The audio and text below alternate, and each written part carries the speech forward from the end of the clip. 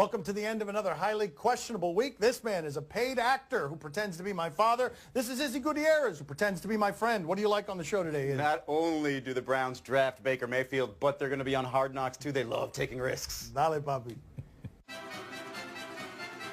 Are the rest of the Cavaliers more important than LeBron to their success in coming back against the Celtics? They are a 4 seed with a terrible defense. They are a new team not using the players that they got at the All-Star break, and they are a different team from the one that won the championship and was just three-point shooters all over the place surrounding LeBron James. What they need is their three-pointers to make shots. That can happen. And to play better defense. That won't happen because they're not any good at defense. But LeBron is always the most important thing. And I'll tell you something. If any other team was a 4 seed with this list of credentials, you'd say they're done. The only reason you're not saying they're done is because you've seen what LeBron can do to people, and he could do it to a starless Boston team. LeBron's teammates are important in that they have to prove that they're there, that he has teammates to begin with, because it really all comes down to him, obviously. If you look at the first 2 games of this series, while he had that big scoring game in Game 2, he hasn't been driving the way he was in the previous 2 series, and that results in maybe less open teammates, and maybe they're not allowed to do as much in this situation, and that could be a Brad Stevens defensive scheme, or it could just be the Cavs having not figured something out yet. But the realistic thing is that he may not get that type of performance from teammates. So if he wants to win this thing, he has to sort of ramp up his own effort. Maybe look to get a 50-point triple-double. Either way, if he loses this series, nobody's going to be able to blame him, and nobody's going to blame him if he wants out, given that they seem to have regressed in talent the longer that he's been there. If Brad Stevens gets to the finals, and if Brad Stevens wins the finals, it will be the single biggest upset in our most predictable sport. And if Izzy is right, that Brad Stevens is taking away the threes from LeBron and from that team, I ask you this question. If I flip-flop coaches, one of them has a championship and one of them doesn't. If I just made Brad Stevens the coach of the Cavs, do you think the Cavs would be 2-0? Because then you're making Brad Stevens the most important person in this series, and he's not. Yeah, no matter what Brad Stevens does, he's not going to get credit from this guy. All right, I'm there you telling go. you, that's it. And, well, that's No my matter favorite what, thing that's right it. now He with ain't going to ESPN. get any credit from that Is guy. Brad Stevens getting too little credit? Is he getting too much credit? Bill Simmons on the radio today said if he gets to the finals, he's in Belichick territory. That sounds like too much credit. I think we should talk about it. Is Brad Stevens getting too much credit? You talked yourself into this one, Dan. Okay, Let's do it. Let's go. Let's see how Bill Belichick I level feel gets. right now he is getting exactly the right amount of credit. If they fall down 2-1, he will get too little credit. If they go up 3-0, he will get too much credit. 13.7% too much credit. Would you start to doubt the Warriors if they lose Game 3 at home? I will not believe that the Warriors will not win the championship until after they have lost the championship, and even then I'm going to have my questions because the Warriors are the best basketball team that I have ever seen assembled. But if you want to doubt, the way that you would doubt is Game 3 loss, not just the loss, but Steph Curry doesn't play well again. And then you start wondering, if Steph Curry isn't quite right, what is that team without Steph Curry? It starts to look a little more like the OKC team that couldn't get past Steph Curry's team. So that's where the doubt will be. How healthy is Steph Curry? How productive is Steph Curry? See, this is what happens when you have a 2-day, 3-day gap in between any series where we're not just talking about the future game. We're already predicting the result and then saying what would happen if this result happened. I mean, come on. I'll play the game, though. I'll play the game. I would be worried if Steph Curry plays poorly once again and they lose. Then you're saying, well, wait a second, he was supposed to come back and play well at home. They're supposed to have figured that out. Well, there's obviously something wrong with the 2-time MVP, not necessarily health-wise,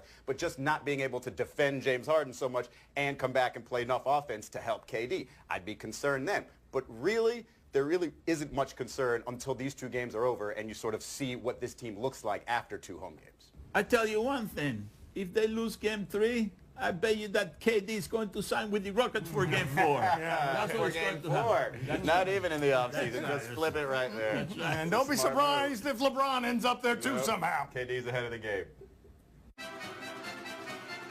Would it be a smart move for Luka Doncic to stay in Europe rather than play for a struggling NBA team? This one started off as a bit of a head-scratcher because the Phoenix Suns have the #1 pick, and Luka Doncic could be the #1 pick. The Phoenix Suns also have the head coach of Luka Doncic's national team, and it seems like a good fit. However, Looming at number 2 is the Sacramento Kings, and apparently nobody wants to play for the Sacramento Kings. And here's where I go with this. I don't really care where he ends up, but to me, it just shows you how difficult it is to be the GM of a team like this. They are not on the same playing ground as everybody else. They have to take whatever will come their way. Even 18-year-old rookies from across the pond, if you will, they have to take what comes their way, and that's all they can work with. And so when you're talking about free agency, when you're talking about the draft, it's a different level of criticism when it comes to this team. I feel sorry for him in this scenario. You feel sorry for him in this scenario? I do. They're trying to rebuild just like everybody else, and the one guy they feel like they can rebuild around is already saying, no, I'm not coming to you, as an 18-year-old.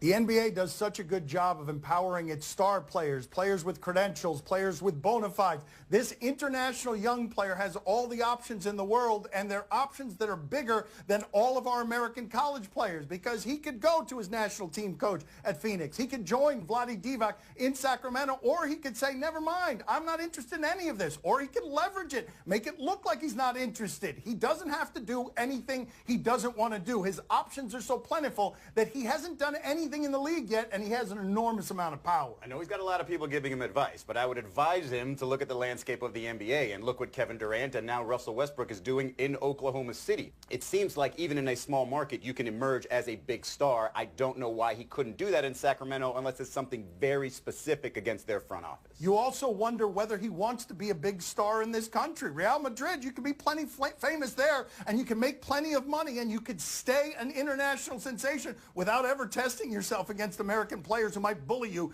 at this age.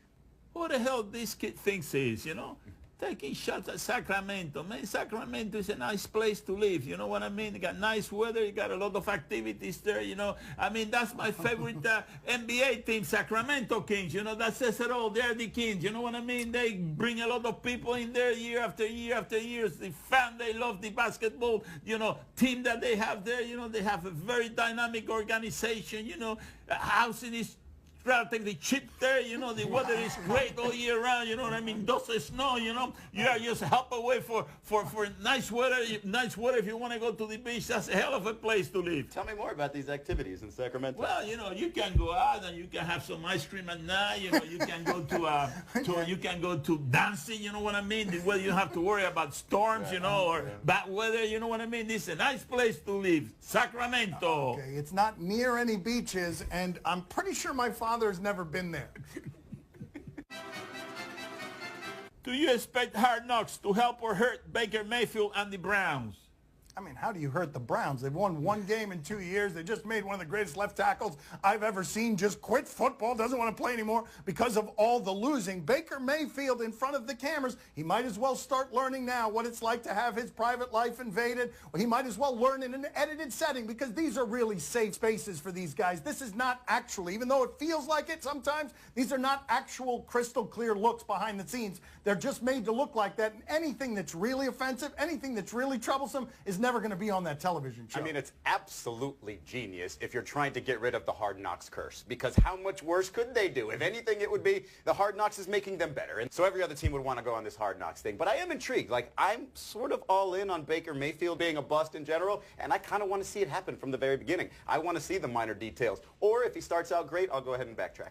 I just feel bad for all those people working on the TV show. I mean, real bad for them. They got to spend a whole month in Cleveland. Are you kidding me? Oh, that's real bad for them. Right there on a tee. Right there. Are you surprised that Mark Teixeira said he's not surprised that Robinson Cano juiced? This is on the Michael Kay Show. You're not surprised that he would think it. You may be a little surprised that he would say this about a former teammate. Listen to this. I'm just not surprised. I don't really want to go too much further, but I think a lot of people are kind of saying the same thing. And there's a lot of guys that you just kind of know. This is what we do for a living. We see guys when they're young, and then we see them all of a sudden. We see who they start hanging out with. You see their body change. You just kind of know as a ball player. So I would say 50% of the guys that have gotten popped, I'm like, oh, of course, I knew it. The other 50%, you're like, that's a little surprising. Well, I'm thoroughly confused by the question. Am I surprised that Teixeira is not surprised? It was very confusing. However, I do look at this and I say, all right, if there are young players who come in and are sort of secretly working off on their own, or you don't see them as often, and all of a sudden, hey, they're coming back looking really big, and they're in this sport in particular, you're going to question those things. I don't think that their current steroid policy is any sort of a deterrent, especially when you've got an established guy like Robinson Cano who's going to say, I don't care, I'm going to use these PEDs anyway, I don't care if it's an 80-game suspension, because what? This time next year, we're going to have forgiven him. Nobody's talking about D. Gordon getting suspended for PEDs anymore, right? He's just out there playing baseball. And D. Gordon, by the way, passes the sniff test and the eye test when you look at him, because this is the lightest player in the major leagues. Guillermo Mota got hit a couple of times. Physically, look at what he looked like. Bartolo Colon is a steroid cheat. You cannot do these things physically, and I'm not going to moralize about it too much. Teixeira can, because he was on the playing field. He's got more information than we do, but I'm not going to moralize too much about this. When Robinson Cano is suspended for 80 games, and on Sunday Night Baseball, the broadcaster was suspended for 162. Well, I wish the Marlins player were start using steroid. In that way, they'll be winning some games. That's right. They can't afford steroids. They're very expensive. They'd have to buy them on the black market, cheap. Coming up next on Highly Questionable. Watch as he rounds third here. It's 6-0. Look at Buck Showalter. You never see that. Thank you for that arrow. I wouldn't have noticed him otherwise. I don't even know who it's more disrespectful to, his own pitcher or the batter rounding third. And that outfit. Whoa. Matt Hamilton. Look at that. I mean, He doesn't even take it off. The entire medal. I mean, wait a minute. Look at this guy's outfit. Like, are we even noticing the gold medal? My Son Stevie Show is brought to you by Cigna. Together, all the way, and Cricket Wireless. Smile, you're on Cricket. Time to play the game that is having a royal wedding wash party tomorrow morning at Dan House, and everyone is invited. I'll be serving tea and crumpets as long as Dan doesn't eat them all before you arrive. Cheerios, Cheerios, mate. Do you question? You give us topics in advance, we question them. If he puts out Cheerios, I'm going to eat those too. Do you question whether Buck Showalter is respecting the unwritten rules of baseball? Buck Showalter protects all of the rules of baseball. He is someone who does not abide fools, and the Baltimore Orioles are awful. And here is a home run by the Boston Red Sox, who have been hitting a lot of these. And look at that. Yeah, that's two guys on base. That hits a tower. Watch as he rounds third here. It's 6-0. Look at Buck Showalter. You never see that. Thank you for that arrow. I wouldn't have noticed him otherwise.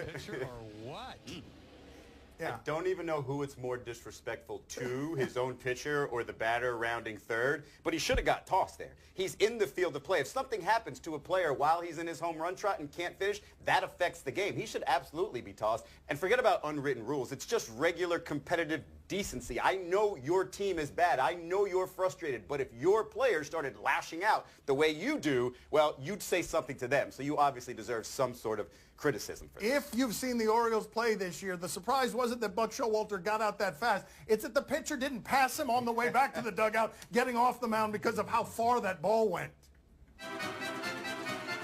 Do you question if gold medalists in curling should be humble? Oh, really? Do we have an arrogant curler? We've got a gold medalist here. Let's see how he marks his ball playing golf. Let's see what we've got here. And that outfit. Whoa. Matt Hamilton. Look at that. I mean, He doesn't even take it off. The entire medal. I mean, wait a minute. Look at this guy's outfit. Like, are we even noticing the gold medal? Oh, man. Hey, have you ever noticed a humble curler? I haven't. I've noticed this guy, and this is definitely the way to go. Look at the outfit he's got going along with it. Look at What that. It's is really he selling this, wearing? too. Does he have a toothpick in his mouth as well? You know, a gold medalist is not that impressive. Barkley has one, and Melo has three. No, 1, 2, but 3. You know? Do you question if this is the best case scenario? All right. I love how my father says steroids, and I love how he says a scenario. What do we have here? Yes is the answer to your question. Holy yes, that went as guacamole. well as it could, given that he got up from it. He could have died 3 times in this experience. That is correct. That could have been 3 deaths that we just televised. Instead, it's just a guy holding and rubbing the back of his head. Put that one in the library. Well, ATVs could be dangerous. Uh-oh, what else? What else we got? Oh, I remember that. Oh! Yeah. Yeah, there's that sound right there. They can be dangerous. Impressive. All you have to do was move forward. I love it when you call me Big Papi. Throw your hands in the air if you're a true player. I love it when you call me Big Papa. To the honeys getting money. I love it when you call me Big Papi. Throw your hands in the air if you're a true player. I love it when you call me Big Papa. To the honeys out there getting monies and playing fellas like dummies. I love it when you call me Big Papi. If you got to open your waist, please don't mess up the place. Because I see some ladies tonight that should be having my baby. Baby. Get it together, Lamont. Get it together. Hey, take 3, man. Take 3. Third time's the charm, man. My son's TV show is brought to you by the new DQ Summer Rules Blizzard menu. Our participating locations. Time to play the game that is an expert at using lights and angles to take sexy selfies. See? Or no? You tell us what to watch on television tonight. That one was sexy. That one was sexy. On NBC Sports Network, Game 4, Jets and Golden Knights. Oh, my father likes the Golden Knights. This is a cool story in Vegas. Last time we checked in with them, there was an ornate ceremony. There was jousting. There was somebody dressed as a knight slaying someone who was a king. What do we have here? They're playing the Jets now, Izzy. So here's this knight. More jousting.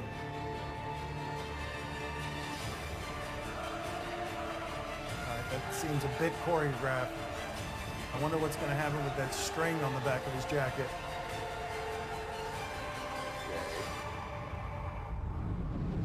There it is. Oh, and I have my answer. What just happened? Oh, it's a runway.